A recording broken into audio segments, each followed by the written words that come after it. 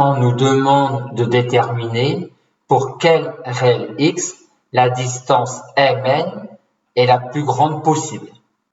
La distance mn est la valeur absolue de cette quantité-là. Cette expression-là étant une expression paire en x, il suffit d'étudier ces variations quand x est positif. Et pour étudier les variations de valeur absolue de cette quantité-là, on aura besoin des variations de cette quantité-là et de son signe sur 0 plus l'infini. Avoir le signe de cette quantité-là sur 0 plus l'infini est immédiat. Intéressons-nous donc à ces variations sur 0 l'infini. La fonction x de x2 étant croissante sur 0 l'infini, on aura les variations de f sur 0 l'infini. Quand on aura les variations de g sur 0 l'infini, ce 0 l'infini là étant l'intervalle des valeurs prises par x2 quand x parcourt 0 l'infini. À partir du tableau de variation de g sur 0 l'infini, on en déduit celui de petit f. En effet, quand x parcourt 0 l'infini, x2 croît de 0 à l'infini.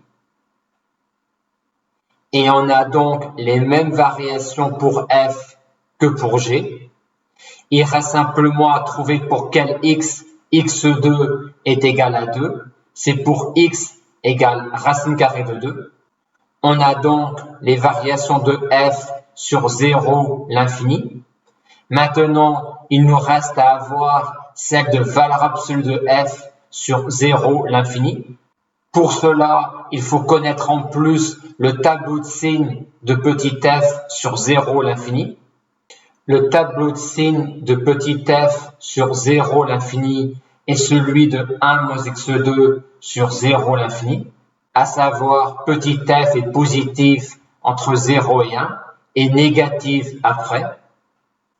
On a les variations de f, on a le tableau de signes de f, on est donc prêt à faire les variations de valeur absolue de f. À noter que quand f est positive, les variations de f et de valeur absolue sont les mêmes. Par contre, quand f est négative, les variations de valeur absolue de f sont inversées par rapport à celles de f.